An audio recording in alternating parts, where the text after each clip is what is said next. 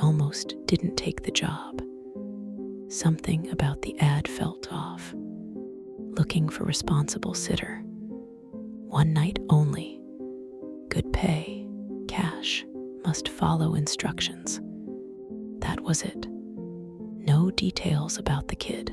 No address. Nothing about the hours. Just a burner Gmail account to reply to. I was broke enough to overlook all that.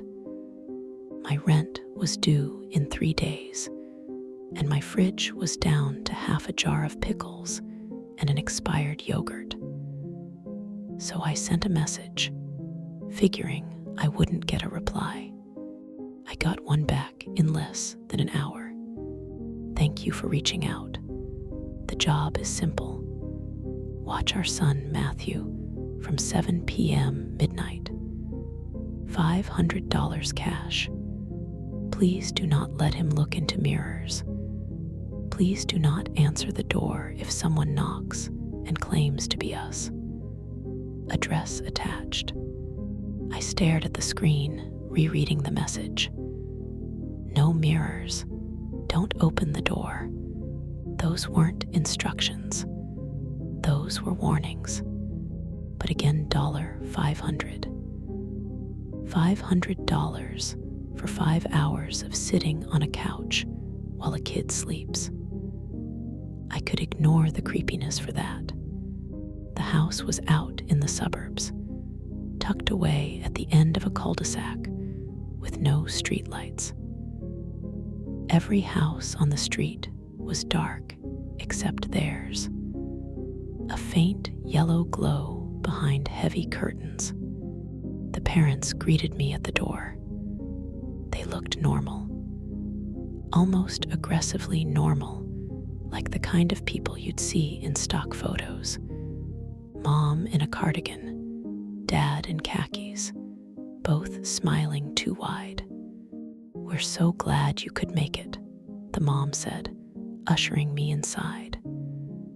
Matthew's upstairs, already in his room. I nodded, clutching my backpack strap. Any allergies? Bedtime routine. The dad cut me off. The instructions in the email are the most important. Don't let him near mirrors. Don't answer the door. Right, I said, trying to sound casual. Can I ask why? The mom's smile faltered for half a second, but she recovered fast. Just follow them. We'll be back at midnight. 500 cash, like we promised. Before I could press further, they slipped out the door. The lock clicked. The house felt wrong once they left. Too quiet. Not the cozy, suburban quiet where you can hear the hum of a fridge or a distant dog bark. This was sterile, like the silence in an empty hospital wing. I wandered through the downstairs. Every reflective surface was either missing or covered. The bathroom mirror gone, the TV screen draped with a sheet, even the glass in the picture frames replaced with paper. The air prickled against my skin. I checked on the kid.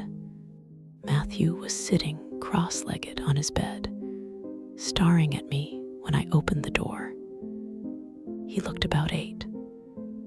Blonde hair, pale skin, dark circles under his eyes like he hadn't slept in days. "Hi," I said, forcing a smile. "I'm your babysitter." He didn't answer, just blinked at me slowly, then asked, "Do you know which ones are real?"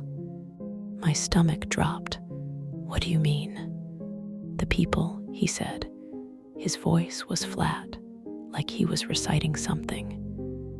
"Sometimes they're not them. Sometimes they're copies." I laughed nervously. That's creepy. Where'd you hear that?" He tilted his head, bird-like. "From the other Matthew." I swallowed. The other Matthew. He pointed toward the darkened window. He comes when the glass is open. I pulled the curtains shut tighter. The first knock came around 8:30. 3 slow raps on the front door. I froze on the couch, my phone in hand. The instructions screamed in my head. Don't answer the door. Another knock, louder this time. Hey, a man's voice called, muffled through the wood. It's us. We forgot something inside. The parents. My pulse thudded in my ears. It sounded like the dad, but flatter, like someone replaying a recording through a bad speaker. I crept closer, careful not to touch the knob. We just need to come in for a second, the voice said. Behind me, I heard movement on the stairs. Matthew was standing halfway down, clutching the railing, staring at the door with wide eyes. That's not them, he whispered. The knocking stopped. The hours dragged. Every time I thought the house was quiet again, something else happened.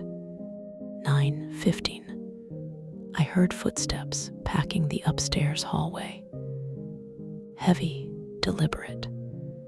Except Matthew was sitting on the floor next to me, coloring with broken crayons. 9:47. The TV, even with the sheet over it, flickered to life with static. I yanked the plug from the wall. It kept flickering for a full 10 seconds before finally going black. 10:22, another knock. This time the mom's voice. Please, he's dangerous. Let us in before it's too late. Matthew started crying, covering his ears. I didn't open the door. At 11:00, I heard whispering. Not from the door this time, from upstairs. I crept up, leaving Matthew on the couch with my phone flashlight. The whispers grew louder as I reached his bedroom. The door was cracked open. Inside, the moonlight from the window illuminated a figure sitting on the bed. Matthew. Except I'd left him downstairs. This Matthew looked identical, but wrong. The way a wax figure almost looks real until you see the eyes. His lips moved, whispering to himself, words I couldn't quite make out. Then he snapped his head toward me. I slammed the door shut and bolted down the stairs. The real Matthew was exactly where I'd left him. He looked up at me with tears streaking his face. You saw him, he said. I didn't answer. 11:40. The knocking came again. Both voices this time, the mom and dad in perfect unison. Let us in. The door rattled like they were trying to break it down. Matthew was shaking, curled against me on the couch. Don't, he begged. If you let them in, they'll take you instead. The pounding grew violent, wood splintering. I dragged Matthew with me into the kitchen, searching for a back exit. That's when I noticed the one uncovered reflective surface left in the house, the oven door. And in it, I saw myself. Except my reflection wasn't moving the same way I was. I staggered back, nearly dropping Matthew. The other me smiled, wide and wrong, teeth too many for a human mouth. The reflection pressed its palm against the glass from the inside. A hairline crack snaked across the oven door. Midnight couldn't come fast enough. I huddled in the kitchen with Matthew, the pounding from the front door shaking the walls, the whispering upstairs turning into full-on giggles, and my reflection, grinning from the oven, cracks spiderwebbing wider with every second. I thought I was going to break. Then the noise stopped, all at once.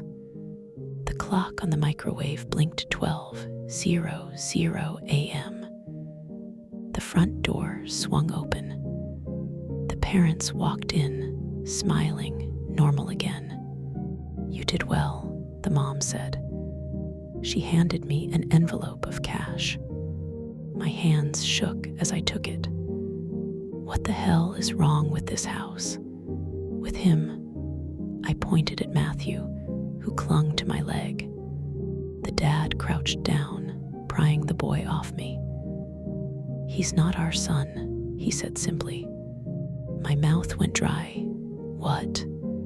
"We lost Matthew years ago," the mom said. "But things still come through. Things that look like him. Things that look like us. We can't get rid of them, only contain them."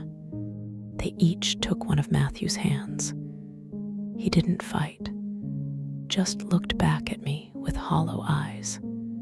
"You did your job," the dad said. "You kept him from escaping. That's all we needed." And before I could say a word, they led him upstairs. The door slammed shut behind them. I stumbled outside, clutching the envelope, the night air biting my lungs. When I got home, I dumped the cash onto my kitchen table. Every bill was crisp, perfect. Except when I flipped them over, the faces weren't of presidents. They were of me, smiling too wide, with too many teeth.